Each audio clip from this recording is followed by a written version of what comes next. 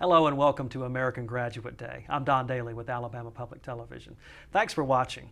We're focusing on several key areas where Alabama is making strides in education today.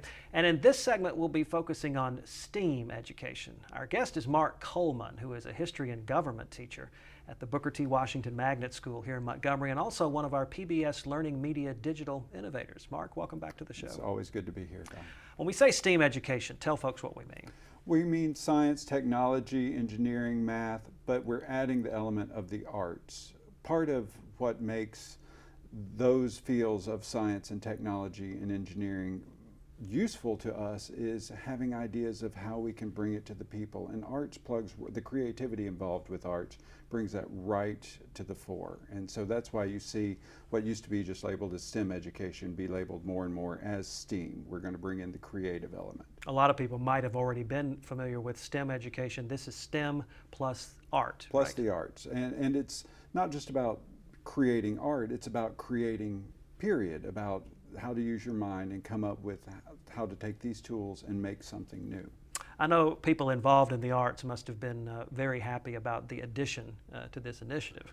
I'm at an arts magnet school, so we've always been preaching the value of helping students foster their creativity. That's been one of our watchwords since our school opened a decade and a half ago. And so we were just pleased to see that the arts aren't just being shuffled off to the side, but put right in the middle. Yes, because in these tight budget times that we live in, oftentimes arts programs were put lower on the priority rung, so to speak. And it's nice to see them elevated some now. And even at an arts magnet school, we still feel that budget crunch where people would rather pay attention to things they understand, the science and the technology and the math, but we can't leave the creativity out. It's essential in making this a viable option for students. Now that creativity, as you mentioned, is so vital and can have so many applications across this spectrum. They're taking that creativity that they learn in the arts and applying it to things they will learn in other areas, say in math and science and engineering. Exactly. When we're entering the phase where anything we can imagine, we can create, it's the people who are going to be able to imagine the things to create that have the jobs and the opportunities in the future. I can see that especially applying to technology. Creativity and technology has taken us to whole new realms we probably never dreamt of. That's what I love about technology in the classroom. Students can create for me instead of just regurgitate things back to me. They can take things they learned from class and make something new with it. And that's why it's such a wonderful time to be a teacher. Mark, thanks for what you do, and thanks for being with us today. Always glad to be here. Holly Whitt is another of our PBS LearningMedia digital innovators. She's the librarian at Walnut Grove Elementary School in Madison County, and she's promoting STEAM education by encouraging kids to make something using their hands. We visited with Holly and her students to find out more.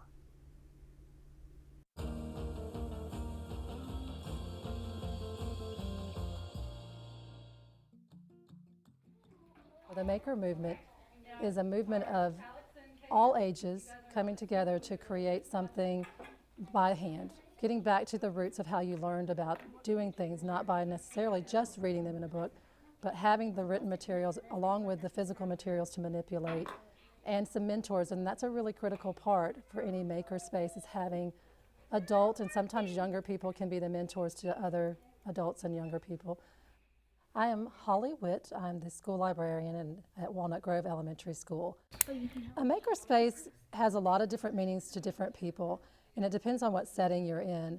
In our school library, the way that we are defining makerspace is starting out with the notion that you've learned some things in your classroom, you have some activities and interests at home. Let's come to the library and see how we can make use of what we have in the library to create something new with that interest and the knowledge. We're making anything. It can be a computer game, it can be an object that we're going to put on a shelf that we've made out of recyclable materials. It could be something with our new 3D printer. The maker movement, what makes it important for the students is that they're working in something that's real, something that they can actually show to somebody else and take a lot of pride in their work. Cylinder. They may be making a video game, or they may be making a movie, or some other digital representation of what they know. And that's what we want to see more and more of, and I think that's what the maker movement is great at inspiring and helping people find a framework for doing with their students, is giving them a way to creatively show what they know.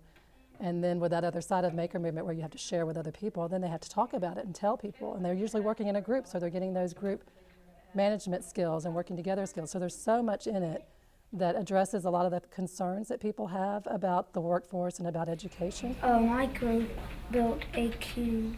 I always have a lot of goals for my students. I want them to learn to work together. I want them to learn to solve problems. I want them to feel confident in their ability as creators and critical thinkers. And I think that the maker movement is a way to do that. Find out what your kids are interested in, what passions they have, because they will help you create the maker space that your kids can support, and that's what it's about.